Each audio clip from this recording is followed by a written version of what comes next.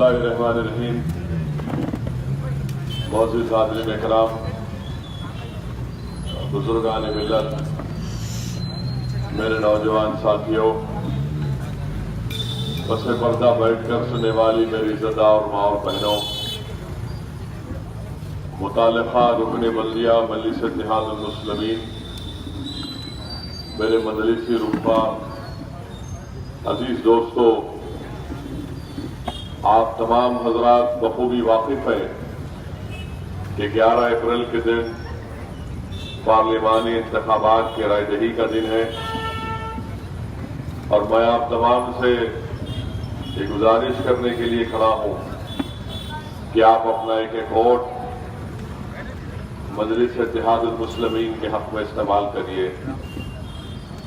मजलिस इत्तेहादुल मुस्लिमीन को आपने 2014 में अपने दुआओं और अपने वोटों से मुंतखब किया।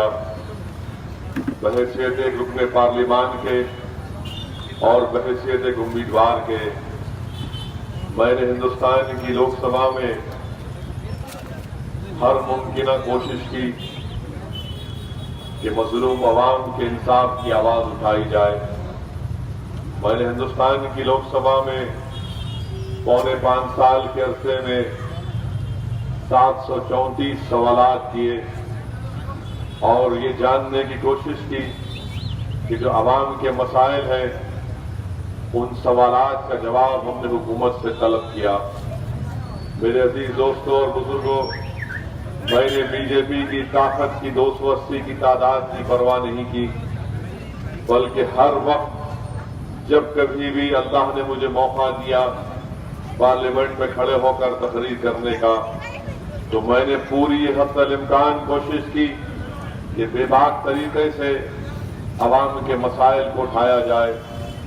जब कभी भी ट्रिपल तलाक के ऊपर बिल पेश हुआ 2017 दिसंबर में, पूरी पार्लियामेंट एक तरफ थी और अल्हम्दुलिल्लाह अल्लाह ने मुझे एजाज बख्शा कि मैंने हिंदुस्तान के आईन का हवाला देते हुए दलाइल के साथ इस बात को साबित किया कि ट्रिपल तलाक का बिल हिंदुस्तान के आईन के खिलाफ है।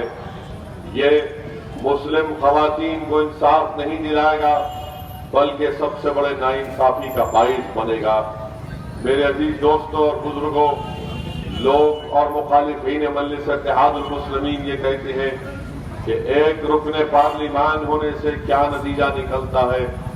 मेरे अजीज दोस्तों और बुजुर्गों, आप तमाम ने देखा, दुनिया ने महसूस किया कि एक रुकने पार्लिमान हैदराबाद से मुंतखब होकर जाता है, मगर अल्हम्दुलिल्लाह अगर आप पूरे इखलास के साथ तैयारी कर पार्लियामेंट में जाते हैं तो यकीनन आप अपनी आवाज और अपने दलाइल के साथ हुकूमत को न सिर्फ बेनिकाब करते हैं बल्कि हुकूमत को मजबूर होना पड़ता है, हुकूमत को इकरार करना पड़ता है उनकी गलतियों का। मेरे अजीज दोस्तों और बुजुर्गों, इसीलिए मैं आपसे गुजारिश कर रहा हूं कि 11 अप्रैल के दिन आप अपना एक वोट मजलिस के हक में इस्तेमाल करिए और मजलिस इत्तेहादुल मुस्लिमीन हैदराबाद की एक बेबाक आवाज है। मुल्क में आज जो नफरतों की फिजाओं में इजाफा कर दिया गया, मुल्क में आज जो अक़लियतों और दलितों के खिलाफ जो नफरत में इजाफा कर दिया गया और ये ऐसे मंसूबबंद तरीके से किया गया कि ये मजबूर हो जाते हैं लोग कि मुसलमानों पर और दलितों पर शक करने के लिए, क्योंकि एक ताकत ऐसी है जिसका नाम आरएसएस है, जिसने एक मंसूबाबंद तरीके से बड़ी प्लानिंग के साथ इस नफरत में इजाफा कर दिया। यकीनन ये नफरत 2014 से पहले भी थी, मगर 2014 से 2019 तक जिस तरीके के साथ इसमें इजाफा किया गया, शायद ही हिंदुस्तान की तारीख में इतने साइंटिफिक तरीके से नफरत में इजाफा कभी नहीं हुआ होगा। मेरे अजीज दोस्तों और बुजुर्गों, ये पार्लियामेंट का इलेक्शन तारीखी इसलिए है क्योंकि अगर हमको हिंदुस्तान के जमहूरी इदारों को अगर बचाना है جو ہندوستان کی جمہوریت کو مضبوط رکھتے ہیں، اگر ہم نکل کر اپنے ووٹ کا استعمال نہیں کریں گے تو یاد رکھیے یہ ادارے جو پہلے سے کمزور ہو چکے ہیں، جن کی بنیادوں کو نریندر مودی کی حکومت نے کمزور کر کے رکھ دیا، وہ دن دور نہیں جب یہ ادارے اپنی آزادانہ موقف کو کھو دیں گے۔ اسی لیے ہم کو اور آپ کو بڑی احتیاط کے ساتھ سوچ سمجھ کر نہ صرف حیدرآباد بلکہ ہندوستان کے مختلف پارلیمانی حلقہ جات میں اپنے ووٹ کا استعمال کرنا ضروری ہے، اور ہم کو یہ منصوبہ بنانا ہے کہ کیسے انشاءاللہ تعالی جب 23 مئی کے دن جب رمضان کی 17 تاریخ ہوگی تو اس دن ہندوستان کا دوبارہ وزیر اعظم نریندر مودی نہ بنے، بلکہ ہندوستان میں ایک نئی حکومت تشکیل پائے جو غیر کانگریسی اور غیر بی جے پی پارٹیوں پر مشتمل ہو۔ یہ کوشش مجلس اتحاد المسلمین کر رہی ہے۔ ہم نہیں چاہتے کہ دوبارہ وزارت عظمیٰ کے اس عظیم عہدے پر ایک ایسے شخص کو دوبارہ موقع ملے جو ہندوستان کے آئین کے خلاف کام کیا، جس نے یہ سمجھا کہ اپنی مرضی کو لاگو کروں گا ہندوستان کے اوپر۔ اس کی مثال آپ کے سامنے ہے کہ راتوں رات نوٹ بندی کے نام پر ہزاروں لاکھوں لوگوں کی زندگی برباد ہو گئی، اور عوام سے کیا کہا گیا؟ بھولے بالے غریبوں سے کہا گیا کہ اس سے بلیک منی ختم ہو جائے گا۔ میرے بھائی، بلیک منی ختم نہیں ہوا۔ اگر بلیک منی ختم ہوتا تو سیاسی جماعتیں اتنے پیسے کیسا خرچتی بتائیے آپ؟ آج کروڑوں روپئے ضبط کیے جا رہے ہیں پولیس کی طرف سے، بلکہ 2014 میں جتنے پیسے ضبط کیے گئے تھے، ابھی الیکشن ہوا نہیں پہلے مرحلے کا، اس سے زیادہ پیسے پولیس نے ضبط کر لیے۔ بتاؤ نریندر مودی، پھر یہ بلیک منی کہاں سے آ رہا؟ یہ تو نہیں ہو سکتا کہ اجنات لا کر سیاسی پارٹی کے جیبوں میں پیسے رکھ رہے ہیں کہ الیکشن آیا آپ اس کو خرچ کر لو۔ یہ تمام چیزیں ہندوستان کے وزیر اعظم کرتے ہیں۔ میں آپ تمام ووٹروں سے، رائے دہندگان سے اپیل کر رہا ہوں، حلقہ اسمبلی ملک پیٹ کے، کیا ایسا شخص ہندوستان کا وزیر اعظم بن سکتا ہے جو اپنی تقریر میں دہشت گردی کے بارے میں کہتا ہے؟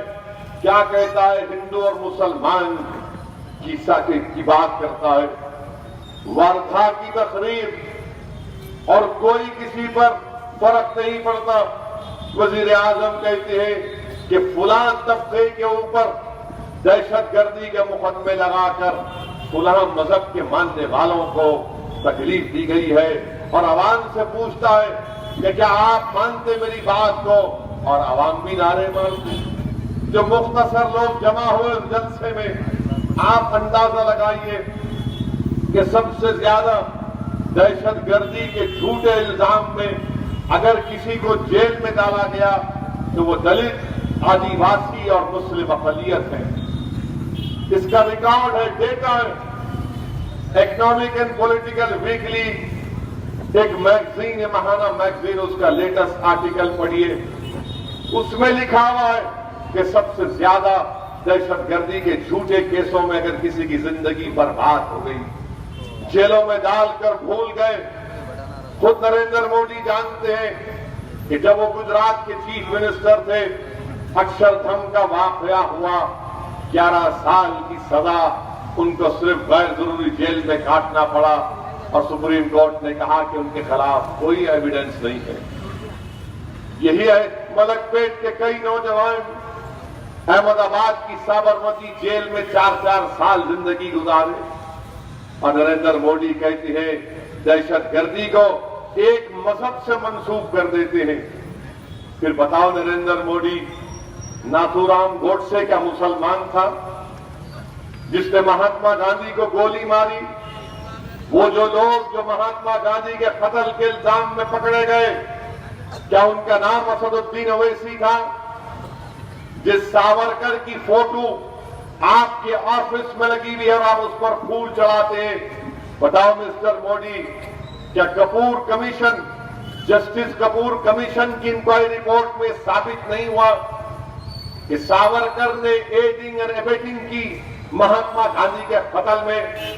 बताओ नरेंद्र मोदी, जिसने दिल्ली की सड़कों पर उन मासूम सिखों को उनका कत्लेआम किया, क्या उनका नाम असदुद्दीन ओवैसी था? जिसने मुंबई के रोडों पर दिसंबर 92 और जनवरी 93 में जो तमाशा हुआ, कौन थे वो? क्या आसमान से आए थे और मार कर चले गए? मगर वजीर आजम को ये हिंदू मुस्लिम की जबान में बोलना जरूरी है, क्योंकि वो तनाव पैदा करना चाहते हैं। मोदी डर के नाम पर वोट मांग रहा है और मजलिस कह रही है कि उम्मीद के नाम पर वोट दो।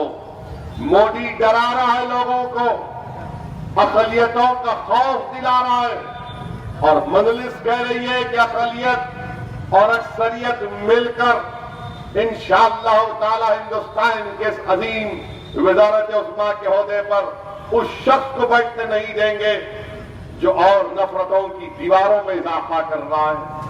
कहां गए बताइए आप? हिंदुस्तान के वजीर आजम बोलते कि अपोजिशन पार्टियां मिलकर, पाकिस्तान से मिलकर मुझे प्राइम मिनिस्टर बनने से रोक रहे हैं। हिंदुस्तान के वजीर आजम, नहीं मालूम आपको इतनी पाकिस्तान से क्यों मोहब्बत पैदा हो जाती जब इलेक्शन आता? आप ही तो थे ना मिस्टर मोदी, जो नवाज शरीफ के घर में शादी हो रही थी, आप अफगानिस्तान से आपका तैयारा उड़ा तो आपने ऊपर से प्लेन की खिड़की में से झांक कर देखा, मालूम हुआ कि लाहौर में किसी घर में लाइट लगी हुई है। पायलट ने आपसे कह दिया, मित्रों यहां पर शरीफ के घर में शादी है, तो आपने अपनी शराफत इतनी दिखाई कि बगैर दावत के शरीफ के घर में घुस गए और ना सिर्फ घुसे बल्कि नवाज शरीफ की मां से भी जाकर आपने मुलाकात कर ली।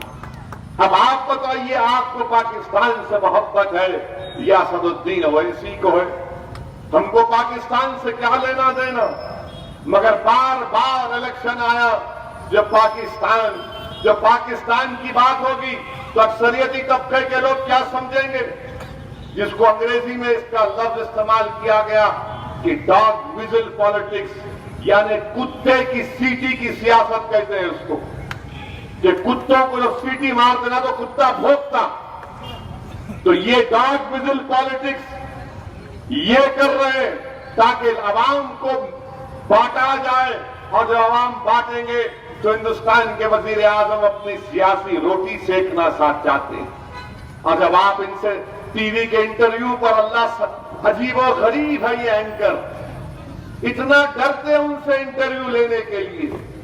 वजीर आजम से इंटरव्यू में देखा, कोई मुझे भिजाए व्हाट्सएप के ऊपर, तो एंकर पूछ रही है वजीर आजम से कि प्राइम मिनिस्टर अब आप रोजे रखेंगे?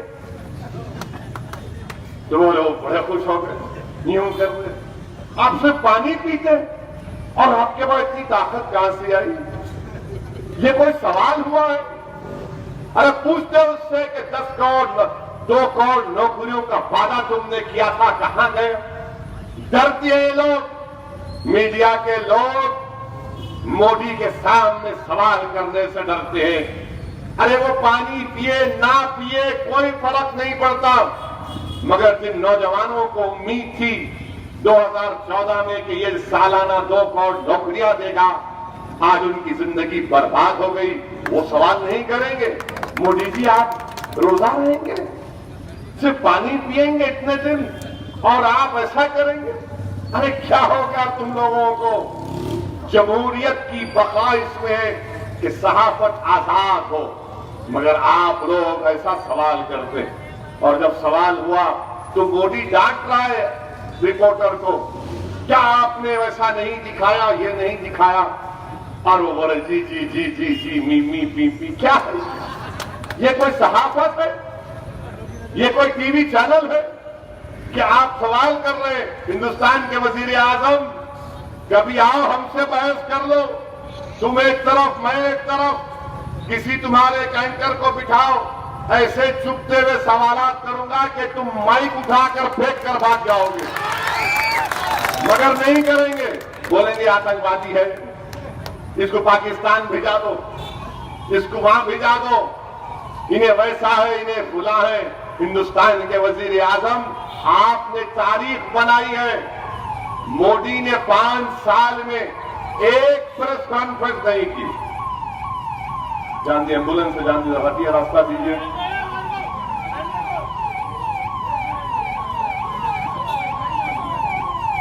तो हट जाइए तब, तो हटिए, तो हटिए।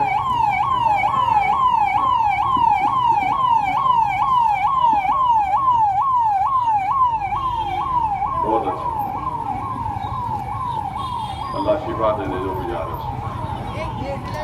मेरे अजीज दोस्तों और बुजुर्गों, 5 साल में एक प्रेस कॉन्फ्रेंस नहीं की हिंदुस्तान के वजीर आजम। सवाल लेना ही नहीं चाहते, बल्कि आपको एक वाकया सुनाना चाहता हूं।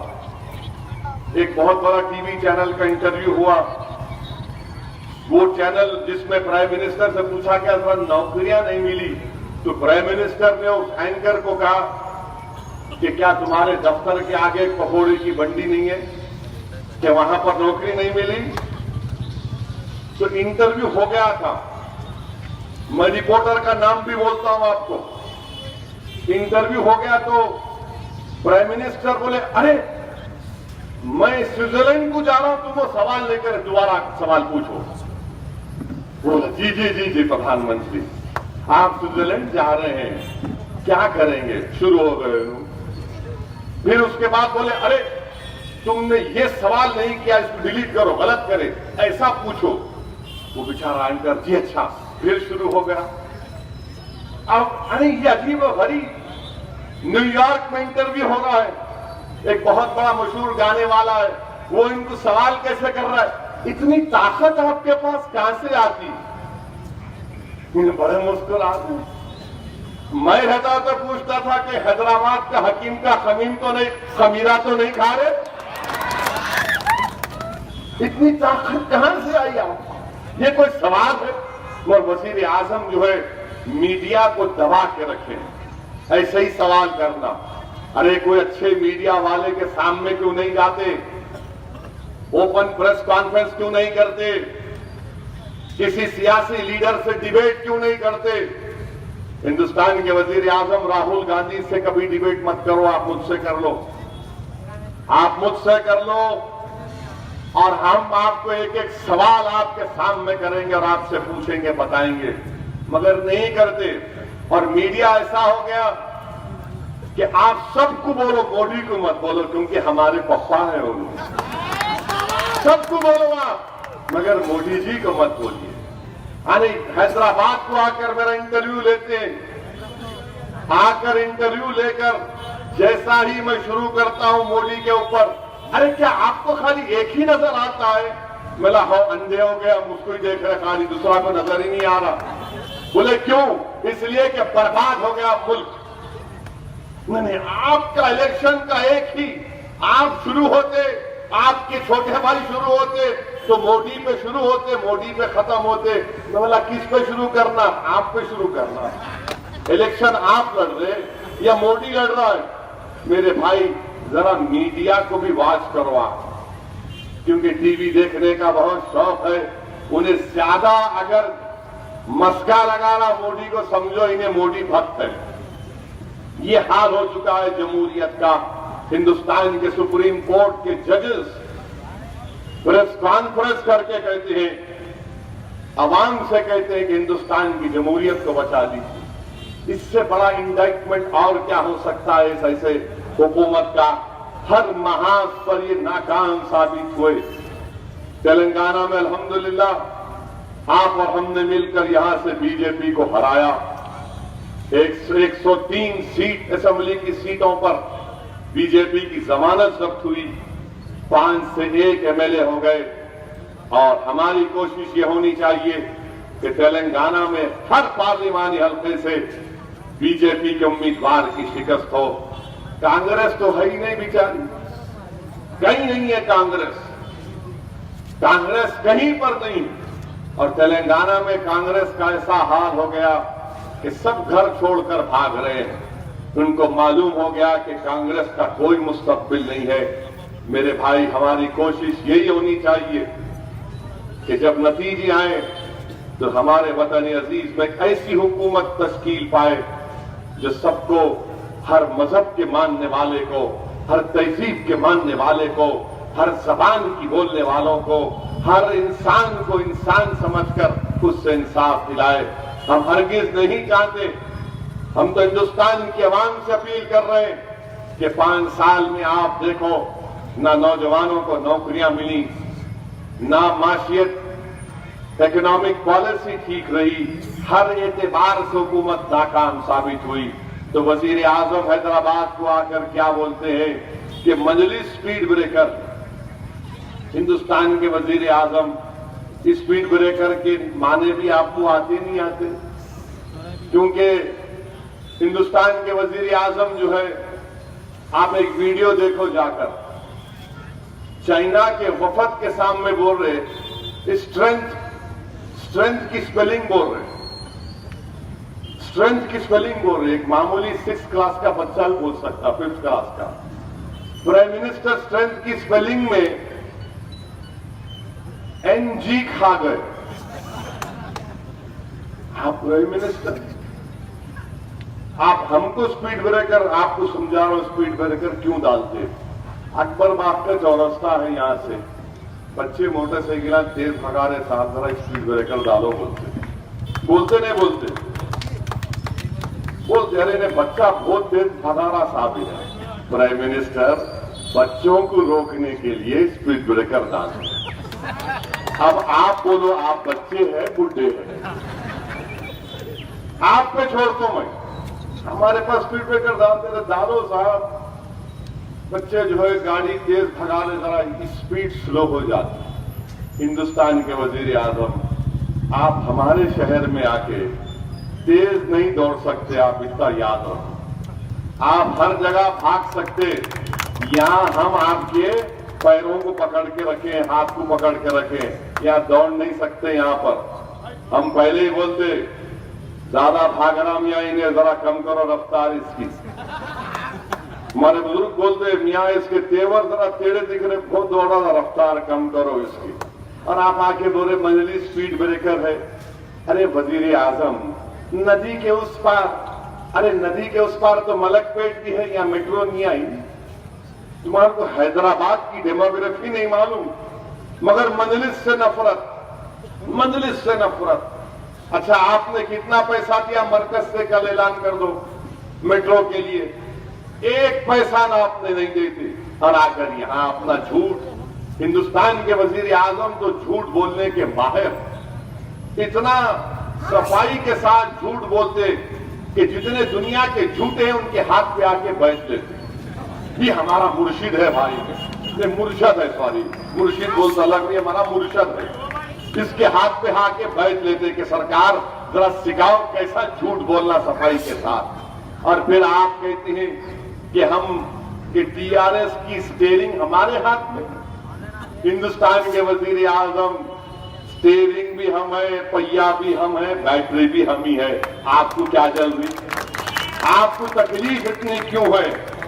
ہر موقع پر موقع ملا کہ کچھ یہاں پر ایک بات، وہاں پر ایک بات، ہر محاذ پر اپنی کمزوریوں کو چھپانے کے لیے اب سہارا لے رہے ہیں کس کا؟ سیکیورٹی کا۔ جموں کشمیر برباد ہو گیا ان کی وجہ سے۔ آپ کو معلوم میرے بھائی، جموں کشمیر میں اگر آپ کو ملک پیٹ سے نکل کر نامپلی جانا ہے، ملک پیٹ سے نکل کر کشمیر میں، ملک پیٹ سے نکل کر اگر نامپلی جانا ہے تو پولیس کے پاس جا کر آپ کو بولنا پڑتا کہ میری گاڑی میں 5 لوگ بیٹھے ہیں، ان کا پرمیشن دو میرے کو آپ۔ اور پولیس والے بولتے ہیں کشمیر میں کہ 5 بجے کے بعد تم جانا، دن بھر نہیں۔ تم کشمیر کو ایک جیل بنا کے رکھ دیے کہ وہاں کے لوگ اپنے گھر سے نکل کے ہائی وے کراس کر کے نہیں جا سکتے۔ ایئرپورٹ پر 100 کی تعداد میں لوگ بیٹھے ہوئے، کہ 5 بجے کے بعد جائیں گے اور وہ بھی پولیس کا پرمیشن ملے گا. بتاؤ وزیر اعظم یہ آپ کی پالیسی کیوں پالیسی لایا آپ؟ اور بولتے کہ سیکیورٹی سیکیورٹی. اپوزیشن پارٹیاں ثبوت پوچھ رہے ہیں. میں بالا کوٹ پر حملہ کیا، یقیناً ہم بالا کوٹ کے حملے میں جو گورنمنٹ آف انڈیا کا سٹینڈ ہے اس ساتھ ہے.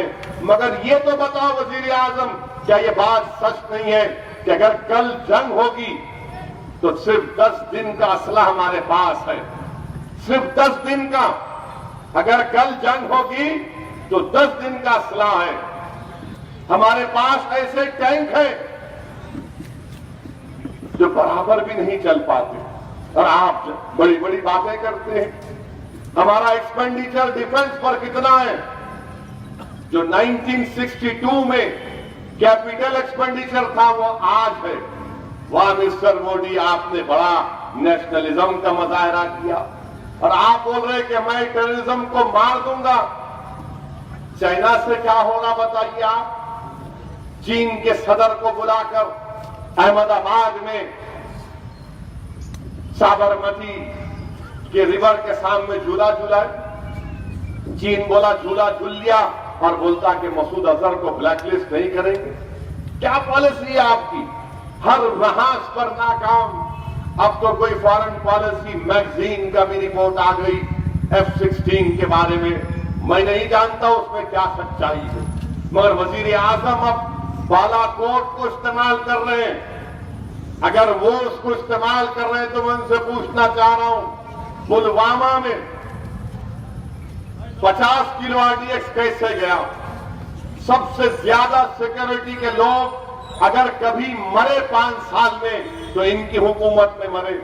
مگر یہ پورا ہندو مسلم کر رہے ہیں، پاکستان کر رہے ہیں اور پھر یہ کہہ رہے ہیں کہ دیکھو اکثریتی طبقے میں اقلیتوں کا خوف پیدا کر رہے ہیں. ایسے الیکشن لڑنا چاہتے ہیں ہندوستان کے وزیر اعظم. میرے بھائی، اسی لیے بہت ضروری ہے کہ ہم اپنے کے کوٹ کا استعمال کریں، مجلس اتحاد المسلمین کو کامیاب کریں. یہ آپ کی آواز ہے. آپ مجلس کی کامیابی کے لیے دعا بھی فرمائیے اور آپ کا پولنگ پرسنٹیج میں اضافہ ہو. پولنگ پرسنٹیج بڑھنا چاہیے. 45%، 49%. یہ پولنگ پرسنٹیج نہیں ہے میرے عزیز دوستوں اور بزرگوں.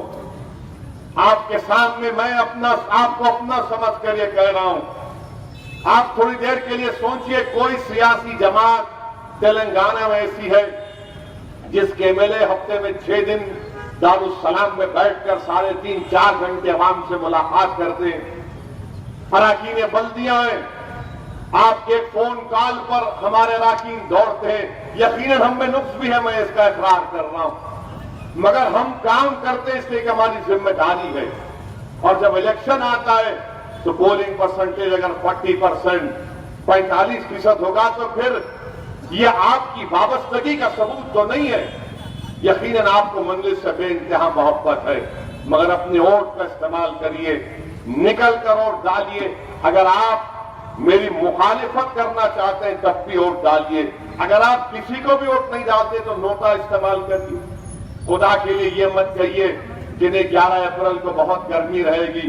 یقیناً گرما کا موسم ہے میرے بھائی، میرے بزرگوں، گرما کا موسم ہے. مگر آپ کو نکل کر اپنی جماعت کے حق میں، اپنے سیاسی شعور کے لیے، اپنی آواز کو ہندوستان کے لوک سبھا میں پہنچانے کے لیے میں آپ سے دبن گزارش کر رہا ہوں کہ اپنے ووٹ کا استعمال کریے، اپنی پارٹی کو کامیاب کریے، آپ کے اتحاد کو مضبوط کریے تاکہ ہندوستان کے پارلیمنٹ میں آپ کی آواز دلت، مسلم اقلیت، غریبوں اور مظلوموں کی ایک بے بات آواز بن کر ابھرے.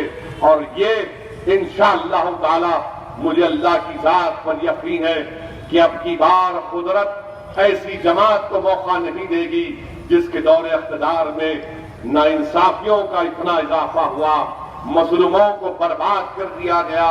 اسی لیے میری آپ سے گزارش ہے کہ اپنے ایک ووٹ کا استعمال کریے اور مجلس اتحاد المسلمین کے امیدوار کو کامیاب کریے. مجھے ایک اور جلسے میں جانا ہے, مجھے جانے چینل کو ابھی تک سبسکرائب نہیں کیا ہے تو یہاں پر ریڈ کلر کا سبسکرائب بٹن دکھ رہا ہے, اسے کلک کریں اور ہمارے چینل کو سبسکرائب کیجیے اور ساتھ ہی ساتھ بیل آئیکن کو بھی کلک کیجیے جس سے آپ کو تازہ اپڈیٹ ملتی رہے.